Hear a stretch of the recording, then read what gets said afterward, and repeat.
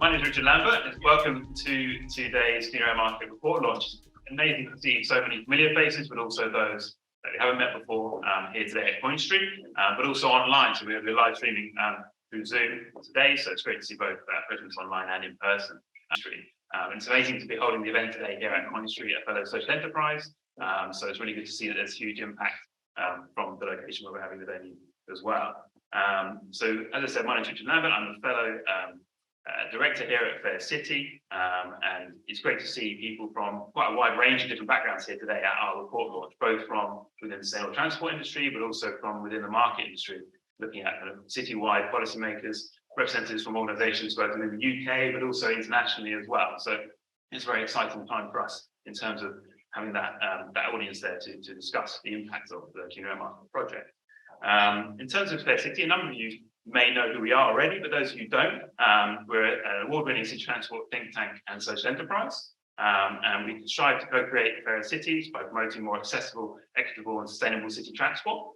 And we're obviously, as a think tank, we use innovative and evidence-based research to influence policymakers, but at the same time, as a social enterprise, we're really focused on social impact and engaging with the community and city stakeholders directly.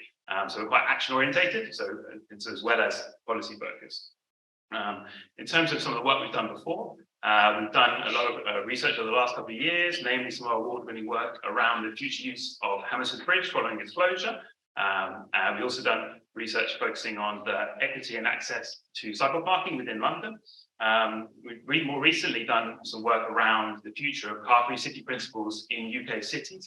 And importantly today, probably why a lot of you here today is we've won an award for our first policy report on, our first was the UK's first policy report on non-commercial cargo bike use, which we released in 2021. In terms of today, just to give you a bit of a background to kind of what we're going to be talking about and just a brief agenda. So after I give our introduction, we're going to hear from two amazing keynote speakers. Followed by that, we'll be presenting a project film that we made around the Clean Air Market. So we'll see that for the first time today. So it's a launch, so it's very exciting for you. And then we're going to have a hopefully very large panel discussion chaired by fellow Fair City Director and MD Charles Critchell, who you'll see later, and a range of 5 experts from within the market and sustainable transport industries within London. What was great about the Clean Air Market for us is that, obviously, as I mentioned there, we released our first kind of policy report on non-commercial cargo bike use, and one of the key recommendations of that was how you could pair cargo bike use with something like a market. And so we put that recommendation in that policy report in 2021, and it's been great that over the last year, within a year, we were able to deliver the UK's first Clean Air Market pilot, which we're here today to launch.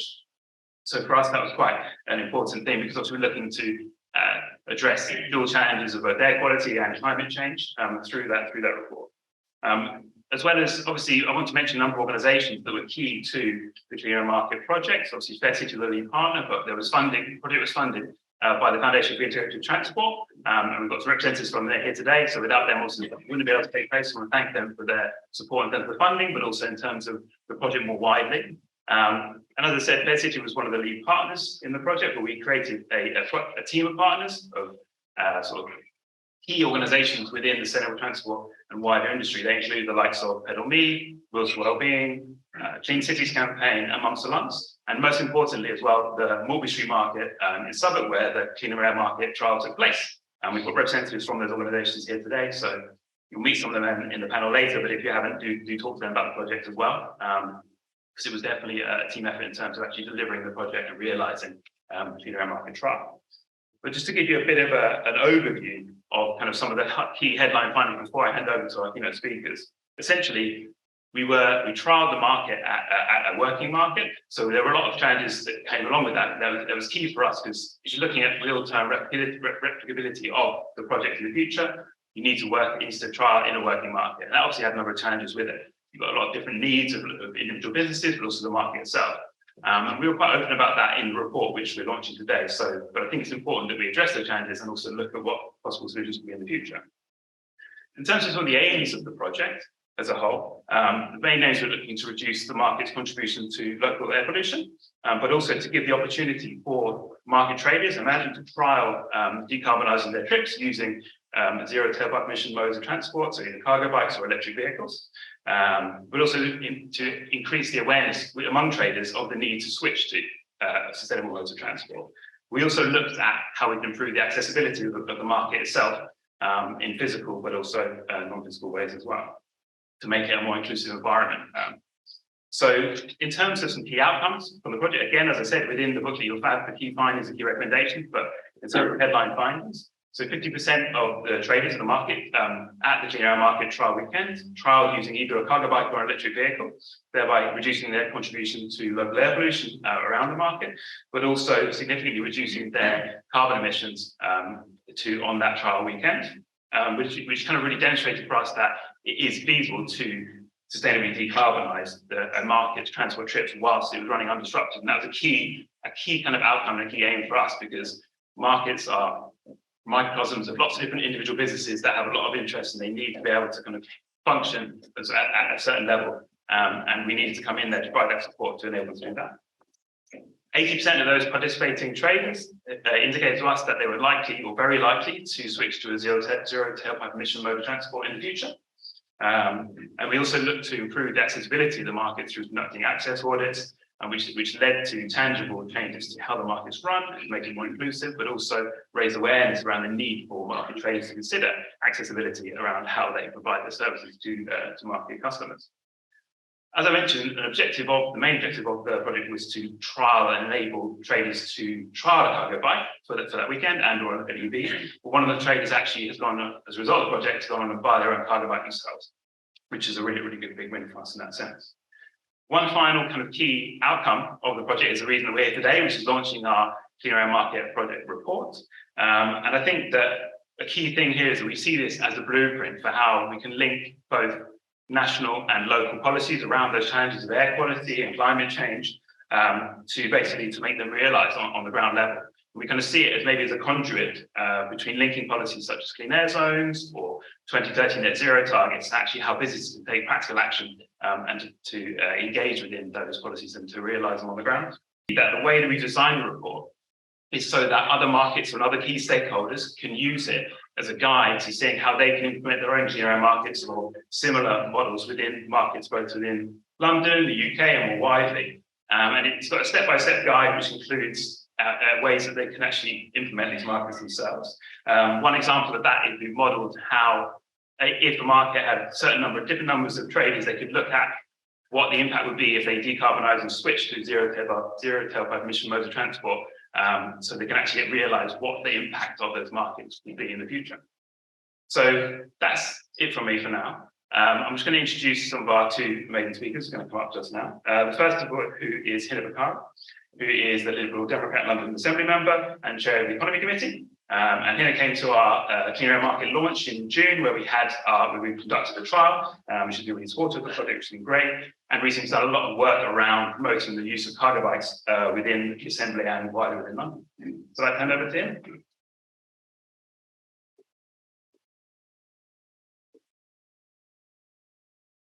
Slightly down. I have to say I am super excited. I find it very hard not to get excited talking about cargo bikes. And please don't think that's strange. It's literally because I've been on one and I love them.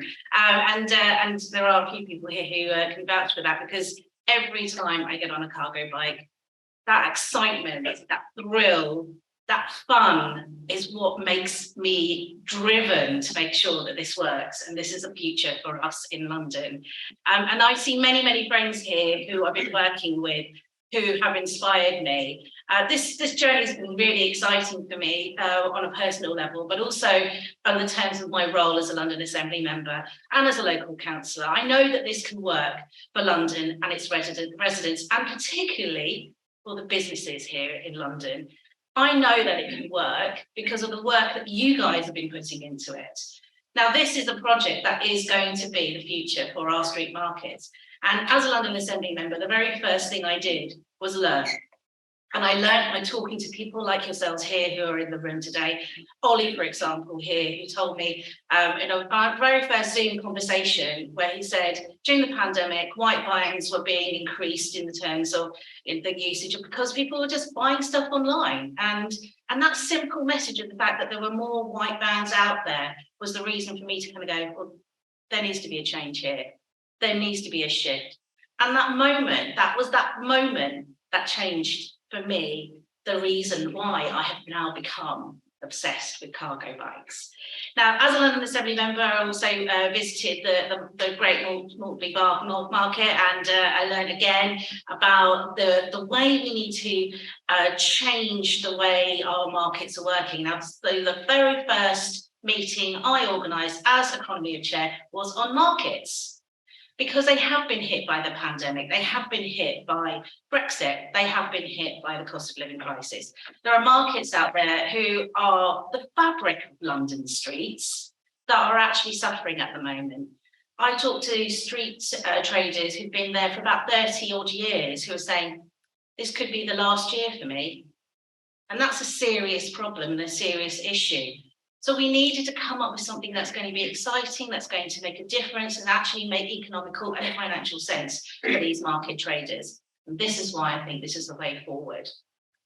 Now, cargo bikes are something that some people may think are niche. Okay, some people may say, I'm not really sure about that. And there is an issue there. And it's actually an issue for me, because when I decided to do the very first meeting in the Economy Committee that was going to be on cargo bikes, it was not an easy ask. And I had to be quite aggressive and determined to make sure that it happened.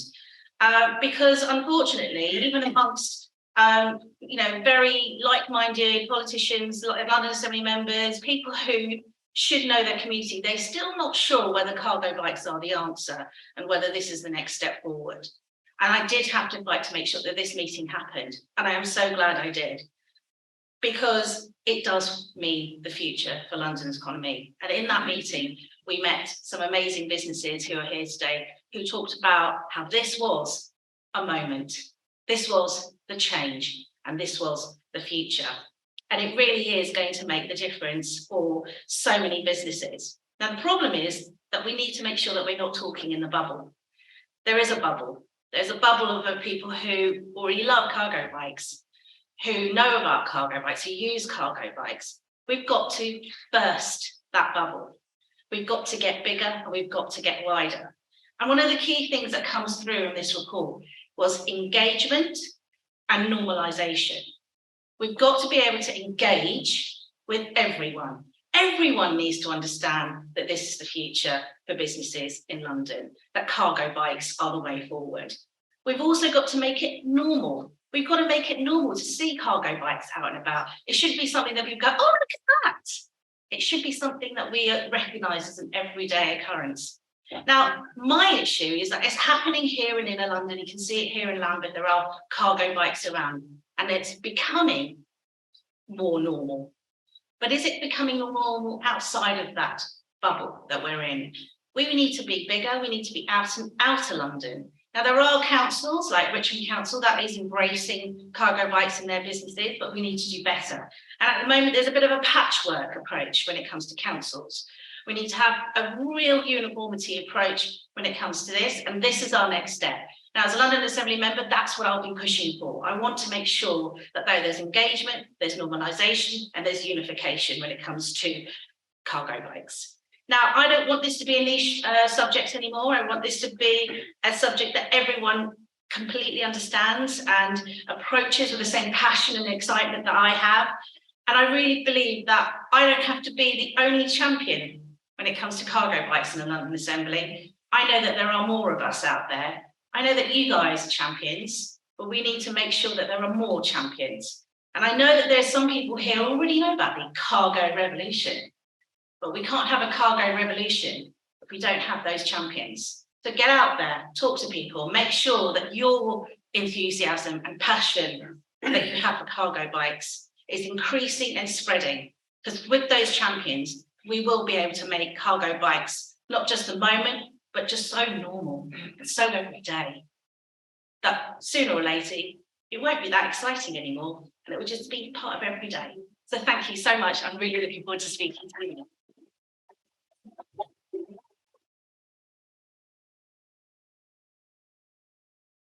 Thank you very much for that, Hina. And I think we'll all agree, those that are working within the industry, how important that engagement piece is. I don't want to turn the microphone up. No. is how important that is, and it's definitely put across in the report that we've released today, and I hope the conversation we have later.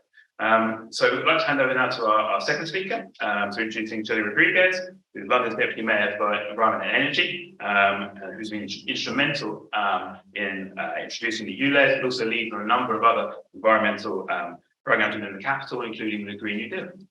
Pass over to Shirley.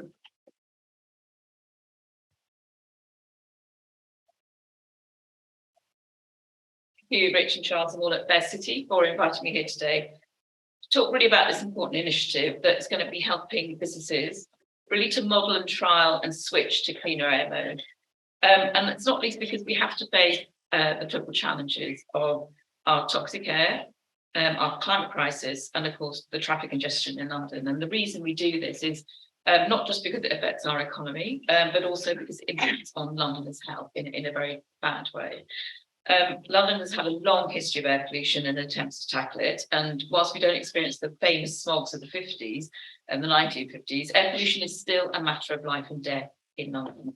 We have thousands of Londoners dying prematurely each year, children growing up with stunted lungs, and a higher risk of dementia in older people. And we know that the rate of improvement from the existing ultra low emission zones that have had a dramatic effect in central London, and we'll be publishing reports shortly on the impact on inner London. We're not seeing that same rate of improvement in outer London, which is why the Mayor is seeking to expand it, or is committed to expanding it. The scientific evidence is absolutely clear. There is no safe level of air pollution, and it's also a matter of racial and social justice. Minority communities and the poorest Londoners who are least likely to own a car are the ones being most exposed to the highest levels of that toxic air. And I've talked also about the economic benefit. You know, it's not just us that's saying it, it's the CBI who've done their own research and showed that cleaning up our air could help boost London's economy by £500 million per year. So these are good reasons to act, and we know that these policies work. We've seen them working in central London, and we have to not only do the ultra low emission zone, but take lots of other actions. And that's all of us, government, people, businesses, in order to tackle the challenges. But what the Mayor is committed to do is expand the ultra low emission zone. And I'm sure you all know about it. You know, this is about making sure that we set the toughest emission standard enforced by any major city in the world. And because of that impact, we've seen nitrogen dioxide levels drop by nearly half in central London and a fifth in inner London. But we're also seeing fewer polluting vehicles in inner London on an average day, and fewer vehicles overall in the zone. So 67,000 fewer polluting vehicles in inner London and 20,000 fewer vehicles overall in the zone, which is a really good way of tackling that traffic congestion, which then allows people who really need to be on road, like you, to be able to move around freely in London. And because of those impacts, those reduced number of vehicles and cuts in emissions, we're seeing that the ULEZ is likely to increase the average life expectancy of a child born in London by around 6 months. So these are huge, huge impacts that we really cannot afford to ignore. So this is why we're preparing to build on the existing ULEZ and expand it to all London boroughs, to the outer London boroughs. And this is going to mean that 5 million additional Londoners breathe cleaner air. So that is just a huge benefit that we can't ignore. But I'm sure you've seen some of the commentary in the press. It's not been an easy decision for Sadiq. We know that there is a cost of living crisis and that people are struggling and business struggling. But because of that, you know, he's had to balance the benefits that I've just talked about with those impacts. And because of that, he's helping Londoners to adapt to the scheme. And on the 30th of January, we'll be launching the opening of our new scrappage scheme, £110 million for people and the organisations who need it most. And part of that, sole traders and businesses with 10 employees or fewer will be able to apply for grants of up to £9,500 to scrap or retrofit their older, more polluting vans and minibuses. And to help more businesses transition to more sustainable options, we're going to be supporting that scrappage scheme with an extensive range of third-party offers. So I really want to encourage all those businesses and the businesses in your networks and that you know to apply for that scrappage scheme and really consider, given the impacts that Beth, you've shown in this report, about moving to a cargo bike or an electric vehicle for your business. These are huge benefits that have been shown in the report, really ones that we'd like to see spread across London to all the other markets as well. But that's not all we're doing on cargo bikes. We're working with Transport for London to develop and deliver a range of other policies to reduce harmful emissions. This is some of the work that we're doing alongside the boroughs. So I know London councils are here as well, from expanding our cycle network, increasing the number of safer junctions, more school streets, more cycle parking facilities. But on cargo bikes, TfL is developing an electric cargo bike strategy. They've been engaging and consulting with industry and boroughs, looking at the research, including Fair Cities research, the evidence and industry recommendations to set out a direction and support commitments that TfL and the Mayor can help you to make greater use of cargo bikes for commercial freight and logistics across the city. And as I said, if we can do that, that's really going to help meet the Mayor's targets for a net zero carbon city, zero air pollution in London, and of course reduce injuries and death. So if you haven't looked at the Cleaner Air Market and are not convinced, do have a read of it. It really shows that innovative approaches really do help give businesses a real alternative to diesel vans, which will help reduce carbon emissions and air pollution. So just in conclusion, Hina talked about her passion for cargo bikes. I have to say that's not when I started working for Sadiq. It wasn't one of the things that really jogged in mind. But over the years that I've been working, I've really been struck by the innovation by organisations like Fair City and the Assembly, who sort of come to us with lots of different ideas about how we can clean up our city. And really, I think it is that thing about we can't do this alone. We all have to work together. So in every aspect of our life, from our businesses to our own personal interactions, to boroughs and to the big businesses and government, we all have to take action. And we're here to help as far as we can. So keep an eye out for that 30th of January launch. And if you've got communications networks, newsletters or whatever, we've got some leaflets that we can help provide so that you can get the message out there to your colleagues in the markets as well. Thank you all very much.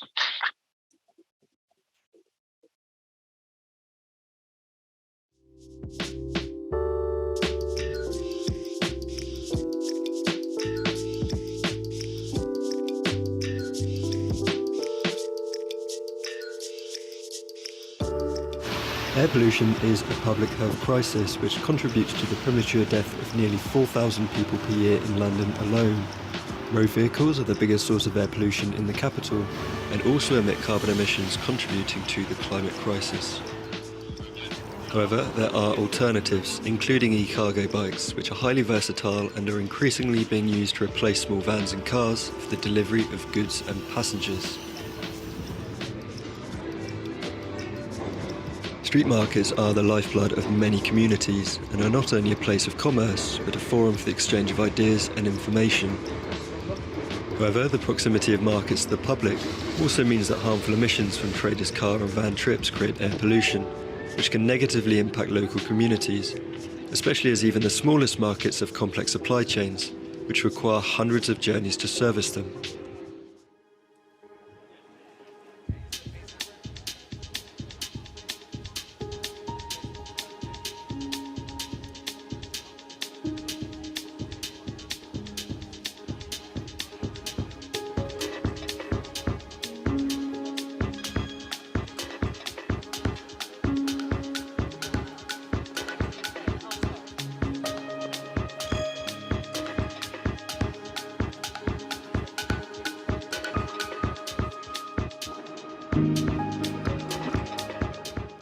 The Maltby Street Cleaner Air Market pilot culminated in a market weekend in June 2022, during which half the market's traders used zero tailpipe emission modes of transport for some or all of their market trips. Traders used both cargo bikes and electric vans to bring their produce to market, with 17 trips in total and travelling from places ranging from 2 kilometres to 12 kilometres away. As well as reducing their contribution to local air pollution, the traders reduced their carbon emissions.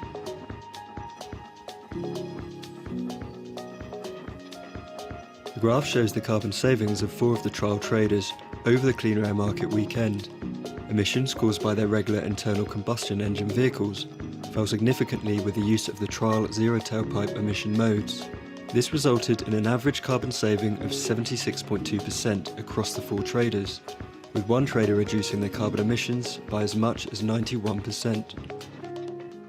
If these same traders switched to zero tailpipe emission modes over the course of a year, they would collectively save over a tonne of carbon, the equivalent of one person making over 3 return flights from London to Glasgow.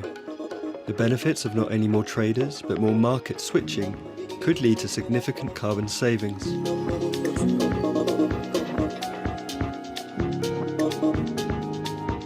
Well, I've always tried to put sustainability and doing the least environmental harm at the heart of what I do since I started back in 2014. I was particularly interested in the idea of test driving an electric vehicle. When I upgraded my own van a couple of years ago, they were still too expensive. Like I wanted an electric van but couldn't afford it, so I was really interested in trying that out.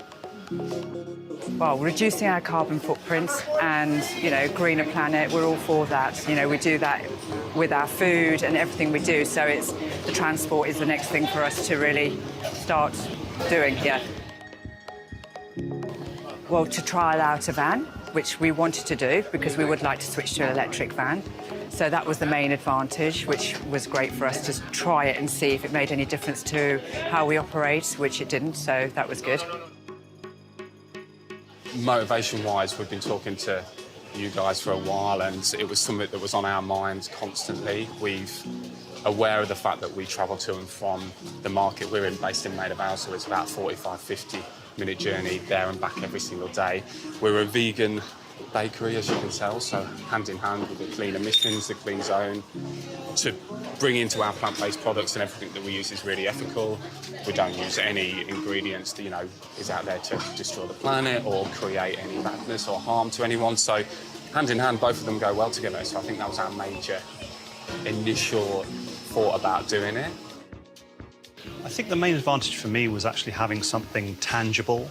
We can all think about these issues, but having something real world to focus around, it gives rise to thoughts you wouldn't necessarily have otherwise. So having a physical electric van to try out for the day, having the clean air market guys coming down to the market, and even just things like signage and new people kind of shaking up the space really made me think, what am I doing? What more can I be doing?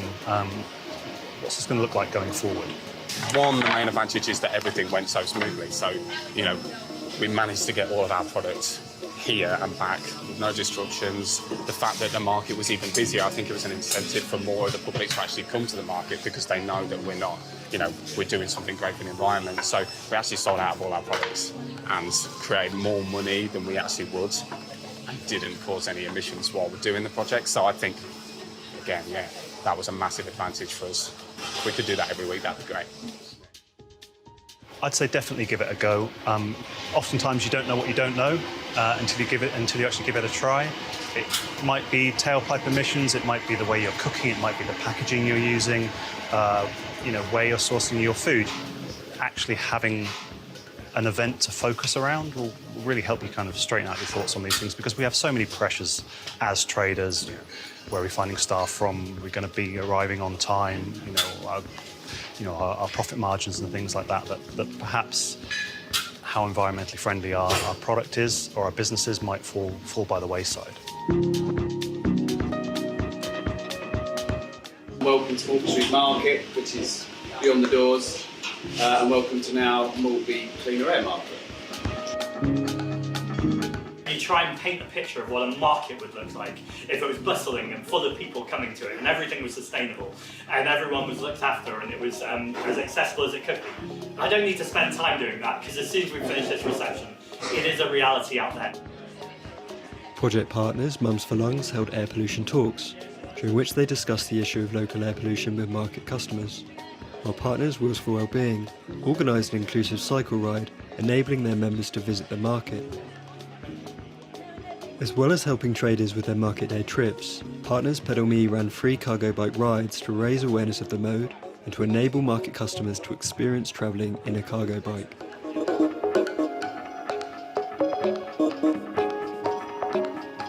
Maltby Street Market is based in central London and is one of over 200 public markets operating within Greater London. Based just outside the original ultra-low emission zone, or ULEZ, Maltby Street is now within the expanded ULEZ. A further expansion of the ULEZ in 2023 will see every London market included in the zone, meaning that more market traders may need to switch to compliant vehicles.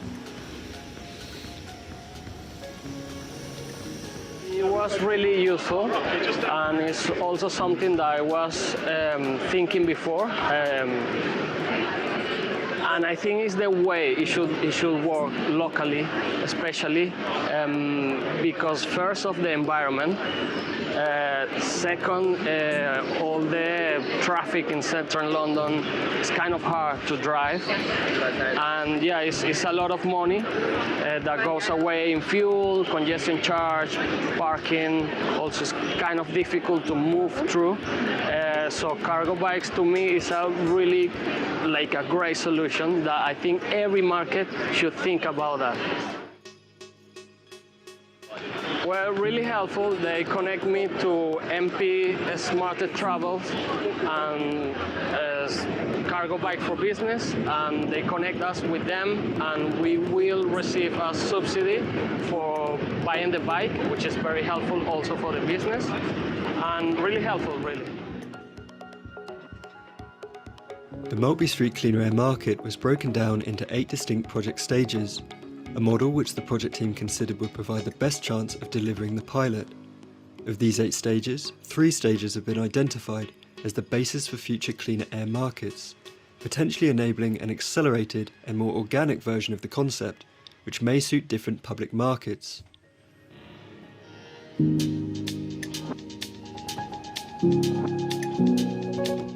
The project team have identified the carbon emissions produced by different modes per kilometre travelled. The team then modelled the potential carbon savings of future cleaner air markets, and the project report shows how different markets can calculate their overall carbon emissions based on the number of market traders, the mode used, and the distance travelled.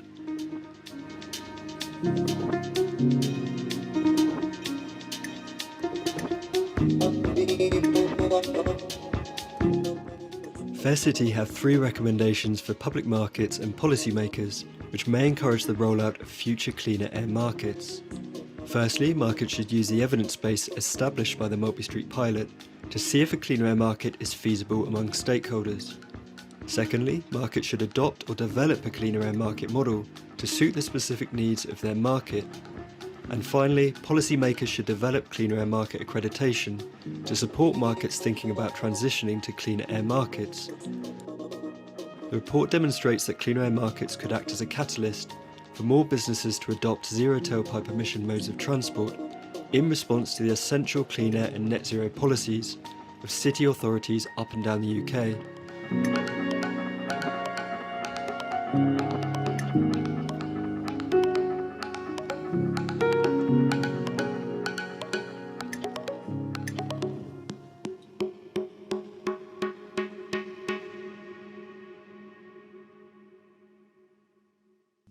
So just to introduce the panel, 5 people are hopefully going to help me answer that question. First of all, we've got Isabelle Clement to my left. So Isabelle is Wellbeing Director and Interim Non-Executive Director of Active Travel England. Isabelle is an influential disability campaigner and accessibility expert who was awarded an honorary NDE in 2022 for her services to charity. Alongside me, I've got Abdul, who is Waltham Forest Street Trading Service Manager. Abdul manages the longest outdoor market in Europe, the street market, I should say, chairs the Association of London Markets, and is a member of the Mayor's London Markets Board. To my right, we have Ian Banfield. Ian is Maltby Street Market Manager and owner of the Mole Park. Ian has been managing the market for nearly a decade and has been instrumental in developing it into one of London's premier street food markets.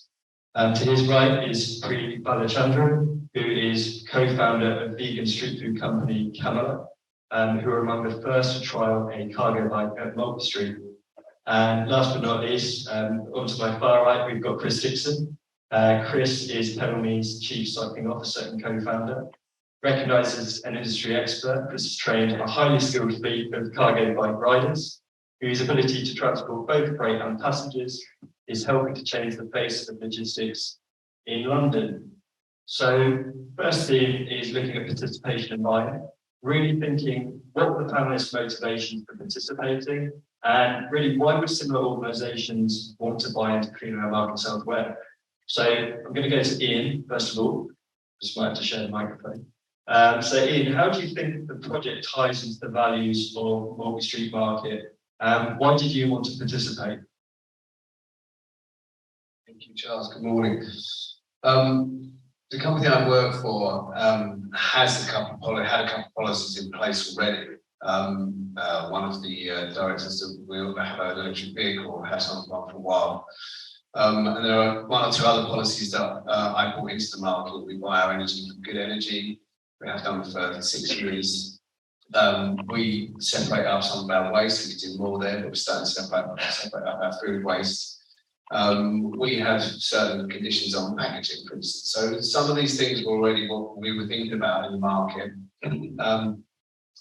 partly from personal, but also partly from discussions with customers and discussions with traders. So when Charles approached us with this, it sort of aligned with what we were thinking about, and we welcomed it wholeheartedly. Thanks, Ian. Just going to move now to Chris. So Chris, Penalty really brokered an introduction between Maltby Street Market and Fair City. I just want to ask you about your motivations for wanting to participate in the project. I mean, everything that we can do to decarbonise everything wherever possible, any opportunity we can take. So, I mean, that's twofold. It's about demonstrating versatility of our business and what we can do cargo bikes. But the reason why Penalty exists in the first place is to remove as much carbon from logistics as is humanly possible. So we don't tend to say no to anything, Charles. Well, as I found out throughout the course of the project, and I think that resulted in some really good outcomes. Isabelle, you previously told me that a key aim for you was to broaden the number of public spaces that disabled people are able to access. Although you may have had a few reservations, what concerns did you have? And do you think that similar organisations like yourselves may have in joining a project like this? Thanks, Charles. So Wheels for Wellbeing is an organisation of disabled people, which promotes cycling by disabled people. And but we're not unaware that plenty of disabled people need to drive, will continue to drive. But there are also plenty of disabled people who cannot drive, who don't have an independent driver's license, who cannot access places just with a car or be driven.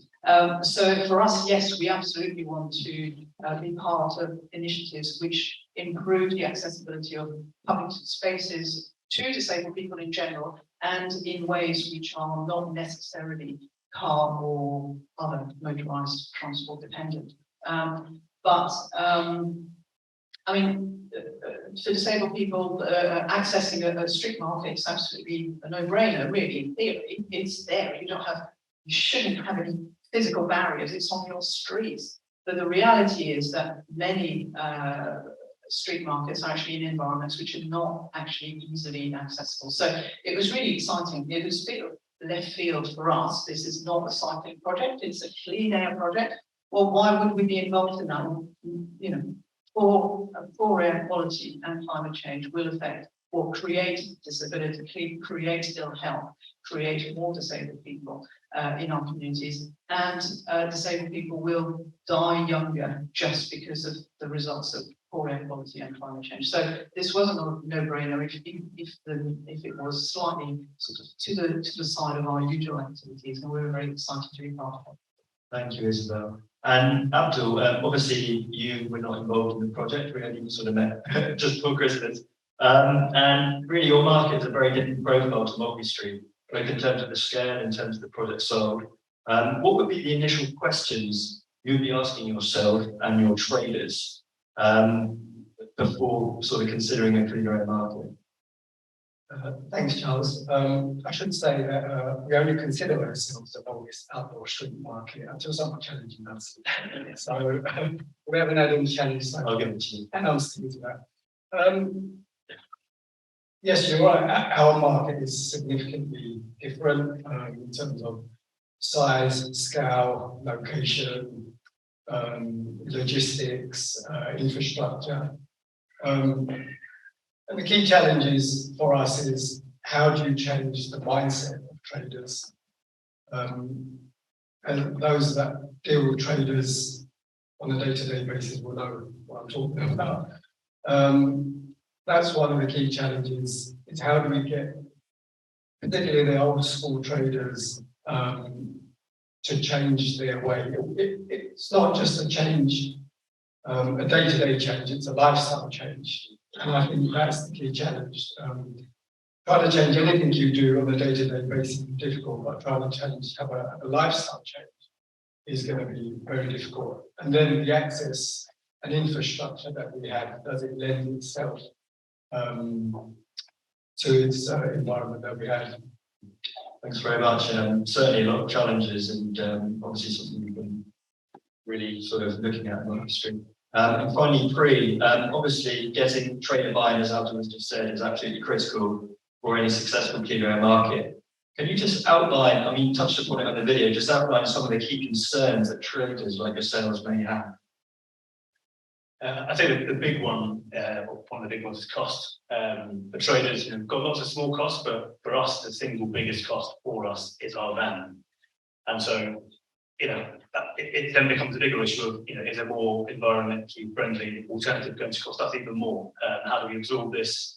You know, over what period do you absorb this? And particularly at the moment, a lot of us don't really know how long we could last. You know, there's a lot of traders who are kind of falling by the wayside at the moment. So, you know, should we be making even bigger investments if we don't know we can last the next 12, 24 months?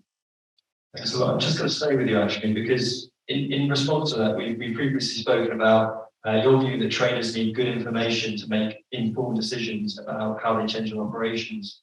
So what key pieces of information do you think that other traders may need for trialing zero tailpipe emission modes of transport?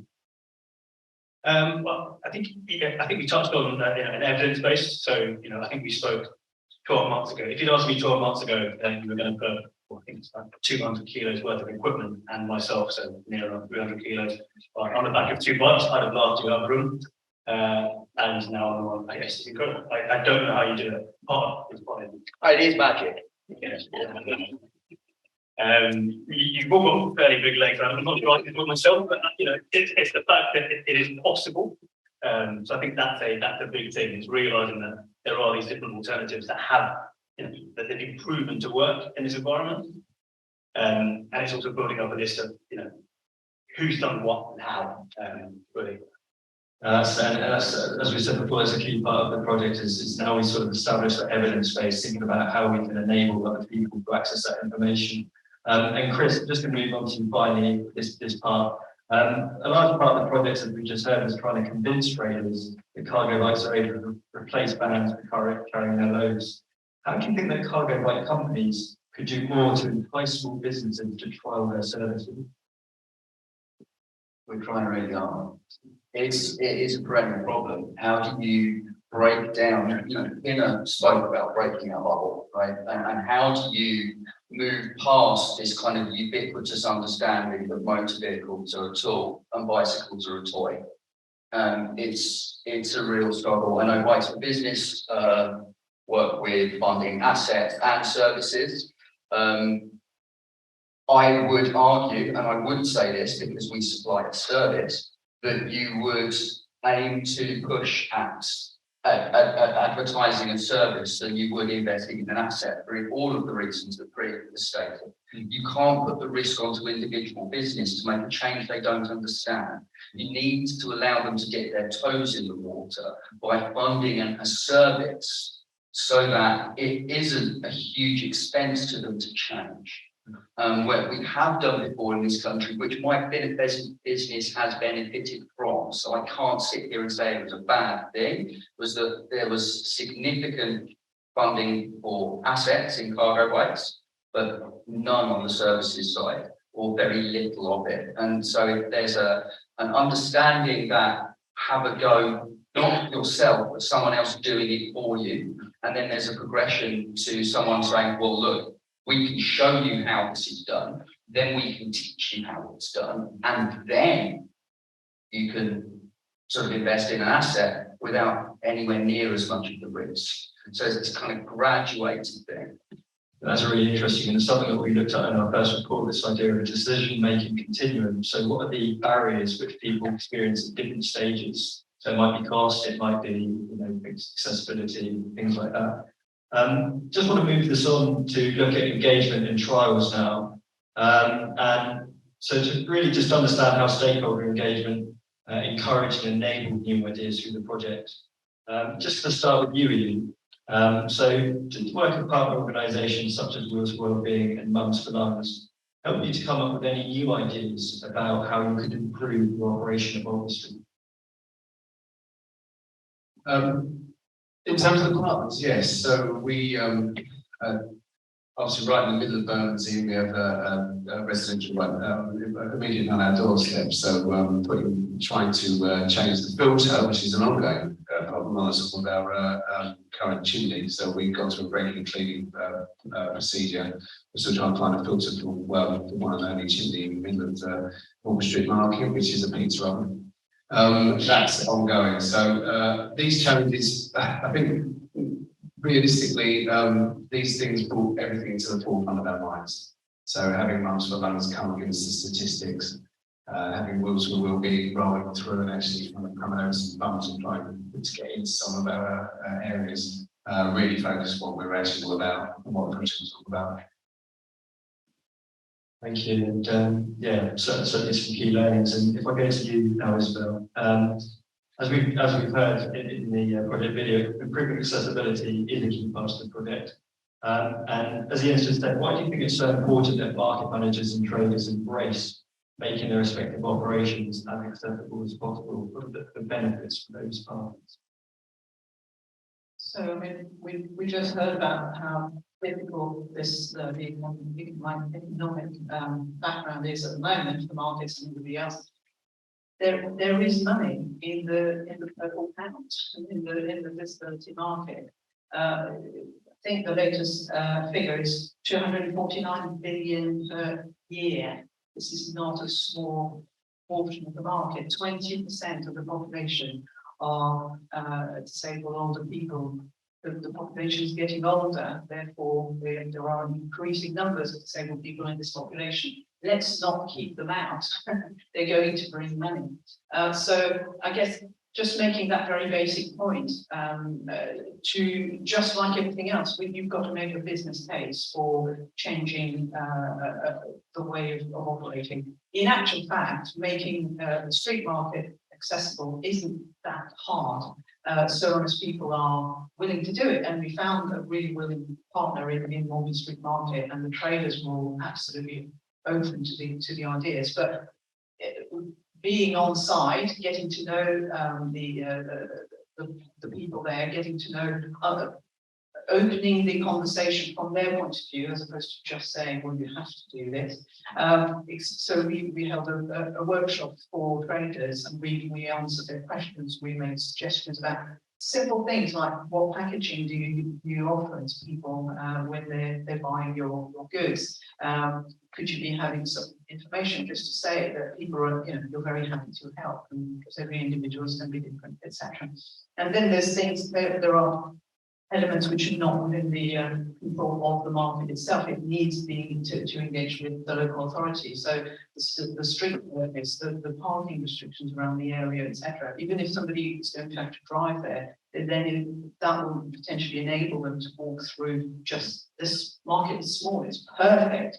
Small is beautiful, and in terms of accessibility, that can make it a much better option than, say, Borough Market, which might have other advantages, but is a huge area to move around, etc. So making accessibility a real plus, explaining to partners how much of a benefit it is to them, and then giving them practical answers was very much our approach, and I think it really worked. And there small tweaks and lots of awareness raised was what we chose to do.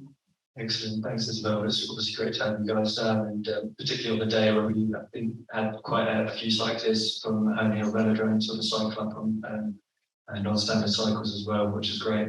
I just want to turn now to thinking about more broadly, specifically with the cargo bikes and the zero tailpipe emission modes of transport. what lessons can be learned from the multi-street trader trials while they're cleaning their markets? So Chris, I'm going to come to you.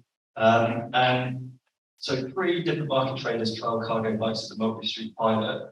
What do you think were the key learnings for Pedal Me from those trials? Okay. Fairly short answer, if possible. I don't know. How was that one? I mean, look, that's a very, very interesting question. Key learnings for me from the multi-street market. I honestly, you were purchasing a service we knew we could deliver. In terms of capacity on the bikes, in terms of service we could provide on the day, I think there were some learnings that we could take away from that remain real in our business, not on the stuff. But certainly, we need to be bigger in order to provide like a precise service to a customer at difficult times of day. A market trader needs to be in place and ready, not in a window sometime around sort of 8 o'clock in the morning to perhaps 9:30. Needs to be bang on. And the earlier in the day that you need to move, the earlier and the more commitment that you have to give to that trader. So there are things that certainly on the services side, we need to make sure that we are hitting. And I'm pretty sure that on the day that the Clean Air Market was due to go, we had a few teething problems with our service, definitely. So my answer to that is us getting a lot bigger, and then we can provide more accurate service to more people more of the time. I think that's really interesting. And, your point there about talking about, obviously, your operating hours is particularly sort of pertinent for market operators, and something which other sort of market traders sort of said to us as well is obviously competition. I know it's probably not perhaps what you want to hear, but in terms of, well, I guess, just growing the pool of sort of cargo bike operators, not only in London but elsewhere, would sort of possibly sort of help drive that through. Just on that point, I mean, I find this difficult because on one hand we're talking about cargo bikes, but I represent Pedal Me, and I know that cargo bikes can't do what Pedal Me can do because they're not in general. Pre-asked, how do you do that? Well, we've got a specific kind of design, and we train our people really, really hard to be able to deliver the maximum of what the machine can do, and that's because we want to remove that. We're not there to provide a market option. We're there to completely change it. So, our motivation is possibly slightly different from other operators that might use mixed fleets. Our motivation is to decarbonise as much as possible, which means removing all vans. That doesn't mean ICE versus electric. It means all vans because they are embedding an awful lot of carbon. So, we have a different approach. So when you ask me that question about cargo bikes, I have to kind of caveat it slightly because our approach is different. No, acknowledged. And to be honest, that was one of the key reasons you approached us, but obviously we sort of worked together before, and just to really raise that awareness. Just finally, I want to come to Abdul. Obviously, you've heard a bit about what's going on at Maltby Street. How likely do you think it is that traders at your market would trial a cargo bike or EV? And what incentives do you think they would need to encourage that uptake? We have a lot of traders, so we have around 350 licensed traders, and we can have on any one day 200, 250 traders operate. So everyone has different belief, different lifestyle, different ways of living. So it'll be impossible to say how many, but I think there will be a percentage of traders that are conscious about the planet and the way they live their lifestyle. And then obviously there will be the other spectrum, traders who are very difficult to convince. So there will be some, just I know a few that are always, I have conversations with that are that way, live their lifestyle. I think there has to be some sort of incentive for them to do it. Traders want to see tangible benefits. They want to see whatever change we implement, whatever change we suggest to them, that they're going to make they're going to make a living out of it. Ultimately, that's what traders are there for. They're small businesses, it's their livelihood, they feed their family, they pay the mortgage, pay the bills, just like you and I. Just because they're market traders, they still have the same cost of living crisis that we have, maybe slightly more. So it's how do we incentivize them in a tangible way? They want to see increased footfall, they want to see people out and about more, and the more people we can get to the market, the better it will be for them. Whether incentives are financial, whether they're the systems that are in place, whether it's cargo bikes or pedal wheel systems, anything that will support them. I think they will and it will take a few to start, and then I think slowly everyone will catch up. But for my market specifically, it's a long game, it's not a short game if we want to change my market.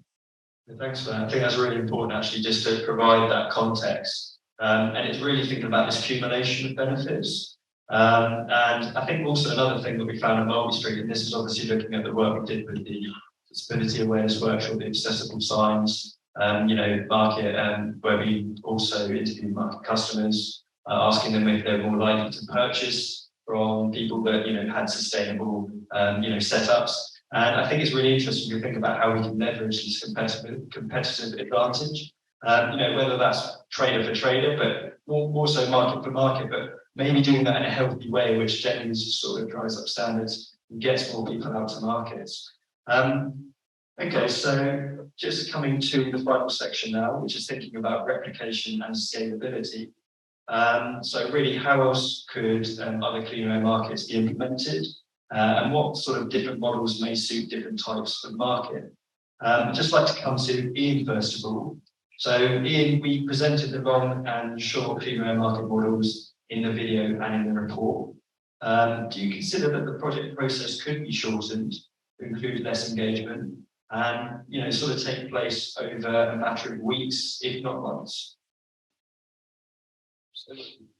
100%. It was lovely to have Chris and the team, Charles and the team, in the market for a good period of time, going through the details of this, but I think coming to the key elements could be done in a short space of time. I think that getting to the nuts and bolts of it is pretty much the essence of what you need to do, and get in and have Charles and his team come down and tuck right into the nitty-gritty that Abdul's just made clear to us there and help us through that process. Thanks a lot. We certainly enjoy coming down as well. So Pri, I'm just going to finish with you here. Do you consider there might be other ways to engage with traders other than this sort of lengthy in-person liaison, which could help accelerate the buy-in and trialing process? Yeah, I think a lot of traders are thinking about this stuff. We've proven a lot of things, we've learned a lot of stuff. And I think, either in the form of a report or, showing the evidence of what has been done, sharing that with traders and showing that you've got an opportunity to trial this is what the potential outcome is, but also this is a pathway. So if it was, say, cargo bikes, maybe a trader would want to be doing that themselves, maybe they'd want to be working with a third party, maybe there is something else involved in cargo bikes, and showing, what could that look like in the long term? What are the upfront costs? What might the weekly costs look like? Because I know there's plenty of traders who, aren't that keen on changing their way of working for a single weekend. But if you make a proposal about what the future could look like, then it might be worth a go for a weekend. No, it's not. It's as we sort of found from the trial, there's definitely some of that coming through. Just thinking about now then, what needs to happen and by who to implement further sort of clean air markets up and down the UK. Abdul, I'd like to start with you. So you're obviously on the Mayor's London Markets Board, and part of the Markets Board remit is to promote innovative initiatives. How do you think that the board may be able to help develop a pilot such as a clean air market? I think certainly the board will be able to help. We have the board is made up of a mixed bag of backgrounds in terms of private markets, local authority markets, traders, even indoor markets, covered markets as they're referred to. I'll certainly be going back to the next board meeting, where I'll be giving an update on London markets as a city, and I'll certainly be talking about this initiative about the market, and even potentially invite you down to one of our markets and give a more overview on that. I think it will be taken well in all quarters, just like the London Markets Board, the Association of London Markets, which is again, it's another sort of forum where we have private markets, local authority markets, and then we have the London Street Trading Benchmarking Group, which is made up of all the local authority offices, my equivalents across London. In order to get this really pushing, I think it's not just a top-down, or I think it's a bit of top-down and bottom-up. So what I mean is for traders to shout and scream that they want this, and those that want it, to put in their request, and then it works all the way up, local authority, and then all the different forums, the boards, you guys, and the cargo bikes and pedal me, and then it goes up all the way to the government level and it comes down. So it's got to be a two-way communication between everyone involved, not just a few shouting the loudest. Everyone has to shout at the same time. That's a good point. And I think really just thinking about this whole thing about buying and the different sort of motivations for different groups, and like I say, how that can all work alongside each other. Just got time for a couple more questions, and then we'll open it up to the audience.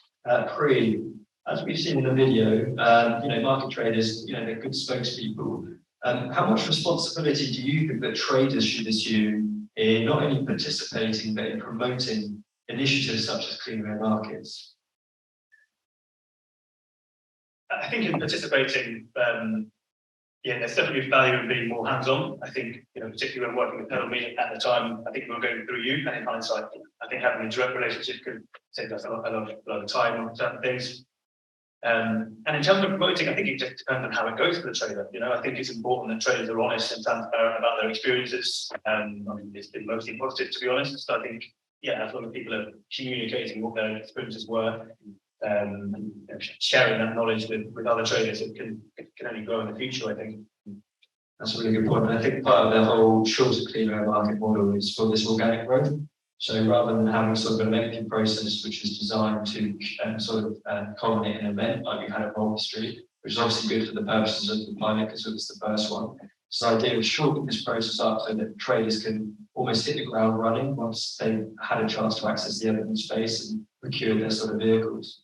And then there's a sort of organic growth, which, then hopefully traders will learn from other traders. And, we all know that traders are very adaptable as well, in terms of sort of things up with their operations. So I think that's possibly one way to go.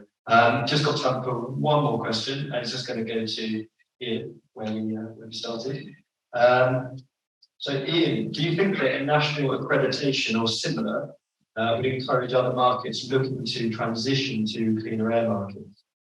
National accreditation for us, for other people, for other markets. Yeah, certainly. I think that having a policy that could then be applied to other markets and markets then reach this accreditation level, certainly I think it gives an added market element there.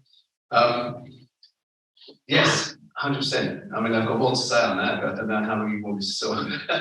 You're trying to give me quite shit, I'm sure. I mean, this, realistically, the essence of this was it felt like a leap into the future, kind of a little glimpse of what could be. So the idea of maybe creating policy for markets is fantastic, but I think that and people achieving that accreditation through policy driven further markets that maybe Abdul has got charge of. Great. I think that for us, the key driving point was the presence of the Pedal Me presence of Wheels for Wellbeing and its great vehicles coming through and actually making a far more normalising experience that we heard speaking about earlier on. So when you do see that kind of all happening, and the vehicles, Joel, as you saw in the video earlier on, scooching around from Borough to Owls on his bike, that really is what really makes it work. And of course, everybody wants it. Everybody suddenly goes, this is fantastic. And then, of course, you hit the hurdles, which is where Fair City were instrumental in helping us through that process. And then, of course, as you start to then find out the incentives, financial incentives, and also the fun stuff that, you know, there is no, on my motorbike, there's no congestion charge, there's no ULEZ, there's free parking, there's no service, you know, there's all these other things. It starts every single time you want to get on it. So there's all these little other sort of things that happen as the project became a reality on the day and as we approached the Cleaner Air Market Day. So lots of that actually has a massive benefit. And I think those things are going to be able to drive you as fast as potential accreditation and policy. And thanks very much. And probably should have put that in the video that you actually purchased the motorcycle as a result of the project. So yeah, that was another sort of win. Okay, brilliant. Running slightly over, but what we're going to do now is we're going to have audience questions and then take 1 or 2 online questions. So we have a roaming mic even. One of our team is going to come round. So if you've got a question, just tell us who you are, where you're from, and ideally who your question is directed at. Okay.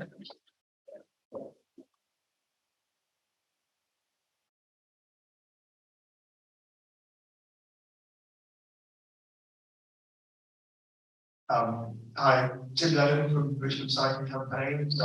You're there. Coordinator for Richmond. So I came on Cleaner Air Market, it's brilliant, it's really lovely to see, and I was really impressed. A couple of weeks ago, I saw a talk by Ian Walker about behaviour change.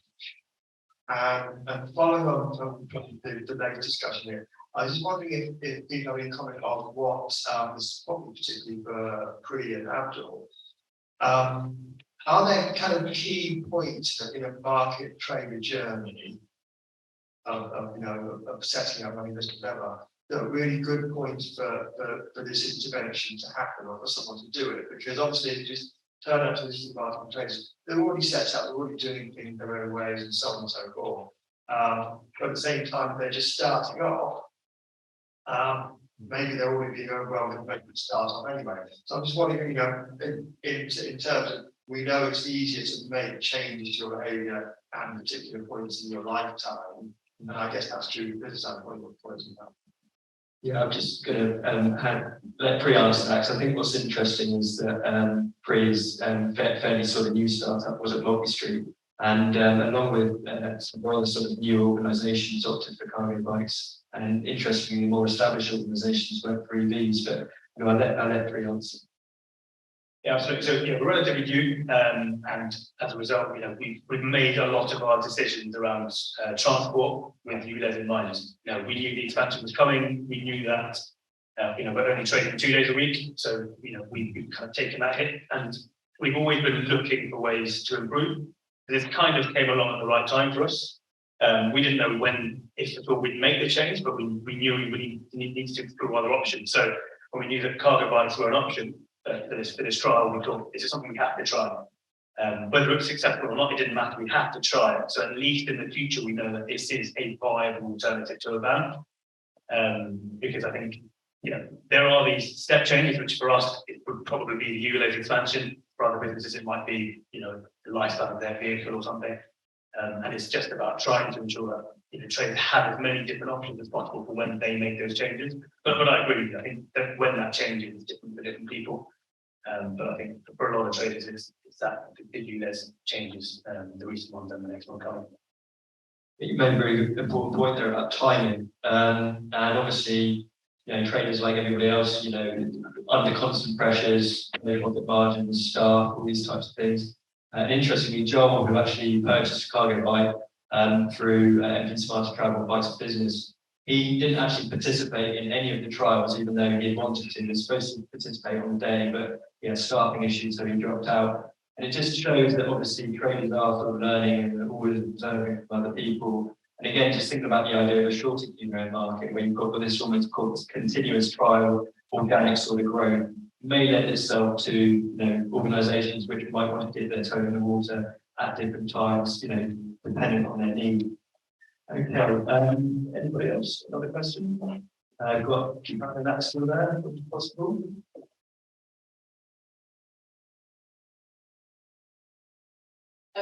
I was wondering what would be the sort of key policy that local councils would need to adopt in order to enable clean air markets to take place within their boroughs? What would you like to see? I might put that to Abdul, if I may. I think there's no one policy. I think it's got to be multiple policies from various different departments. So from us, the markets department, regulatory services, cleansing, regeneration, highways, parking. I think it has to come from every single department. But I know definitely Waltham Forest, we have the sustainability policy, clean air policy. For example, we've got an anti-idling policy. So outside schools and various locations, we do have enforcement officers that do patrols there and have enforced and have issued, the relevant fines for anti-idling to stop idling. Again, we have to encourage businesses when they take delivery is, go back to their suppliers and see what their suppliers are doing. Local authorities can do so much. I think if we set up policies, we need other businesses, other organisations to follow behind us. So I think the answer to the question is there has to be a lot of policies in place, and it all has to be joined in and form the overall council priority. Thanks, Abdul. We've got time for one more question. I think we have one in front here, Kamala. Yeah. Yeah.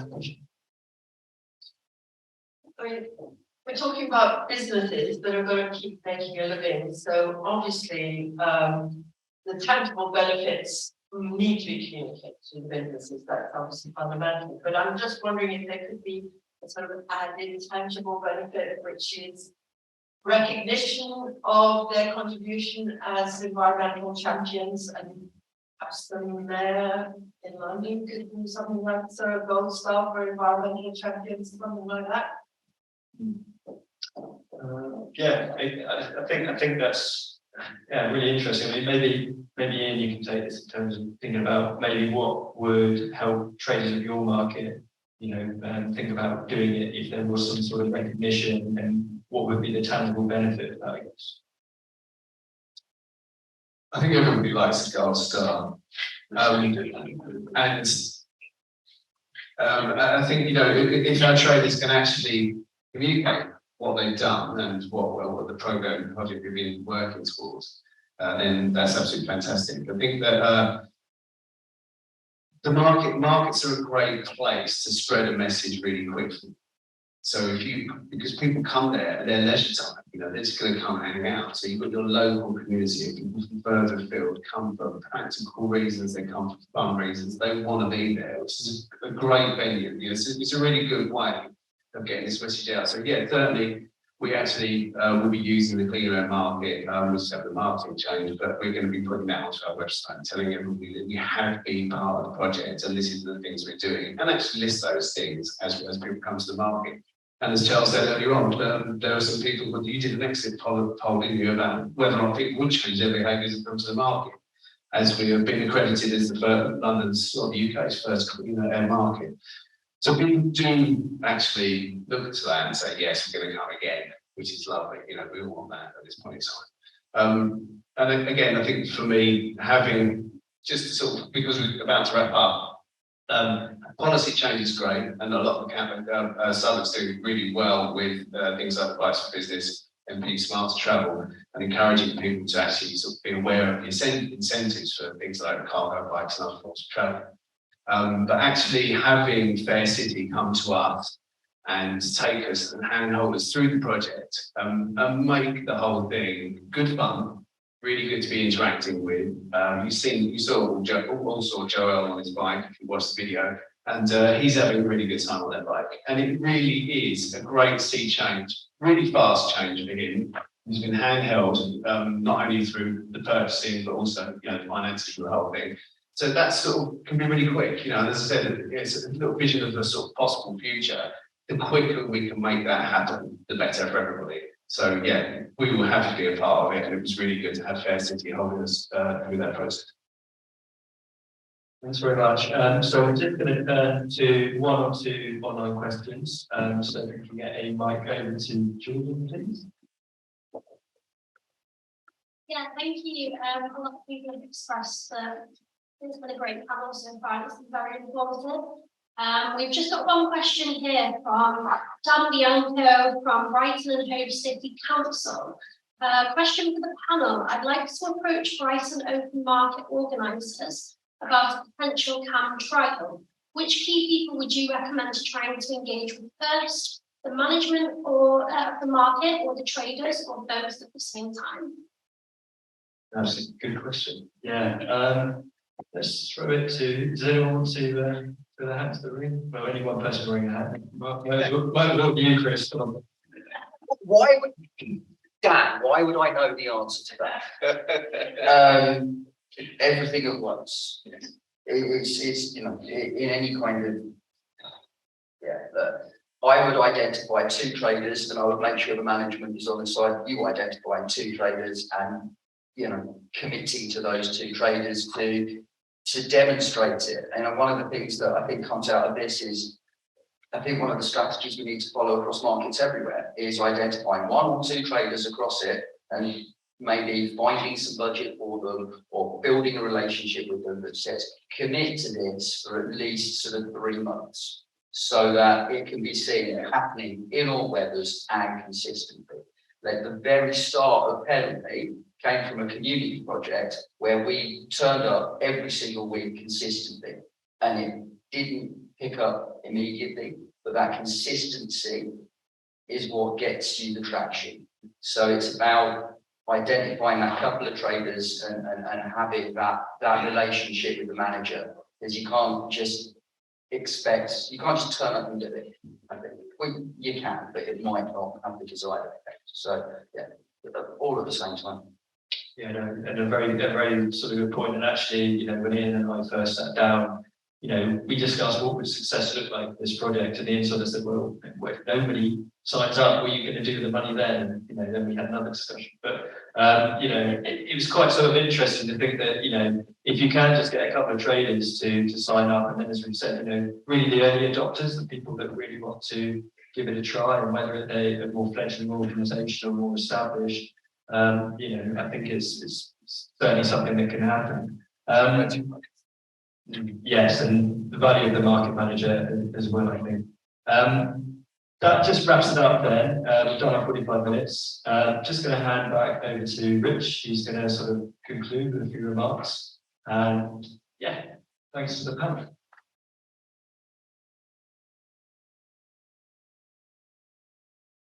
So a really great event today. I think hopefully you've got a lot more in terms of learning more about the project to deliver, but also what the future application could be for markets and those principles around air quality and sustainable transport and the importance of those. So thank you to everyone online as well who's come today, and look forward to seeing you soon.